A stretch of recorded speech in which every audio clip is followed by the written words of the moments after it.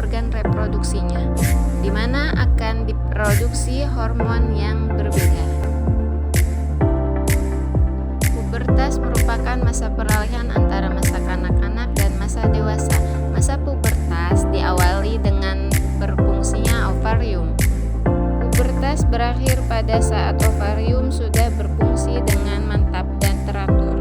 Secara klinis, pubertas mulai dengan timbulnya ciri-ciri kelamin sekunder dan berakhir kalau sudah ada kemampuan reproduksi. Pubertas pada wanita mulai kira-kira pada usia 8-14 tahun dan berlangsung kurang lebih selama 4 tahun. Kejadian yang penting dalam pubertas ialah pertumbuhan badan yang cepat, timbulnya ciri-ciri kelamin sekunder, menarch, dan perubahan psikis. Masa remaja ada 3 tahap. Lebih dekat dengan teman sebaya, merasa ingin bebas, mulai berpikir yang abstrak, ingin mencari identitas diri, ketertarikan pada lawan jenis, dan berhayal mengenai hal-hal yang berkaitan dengan seksual. Menampakkan pengungkapan kebebasan diri dalam mencari teman sebaya, lebih selektif memiliki citra terhadap dirinya.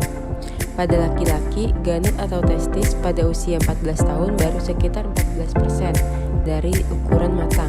Setelah itu terjadilah pertumbuhan yang pesat selama 1 atau 2 tahun, kemudian pertumbuhan menurun.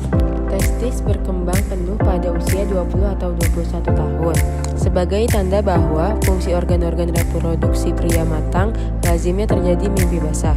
Semua organ reproduksi wanita tumbuh selama masa pubertas. Sebagai tanda kematangan organ reproduksi pada perempuan adalah datangnya haid.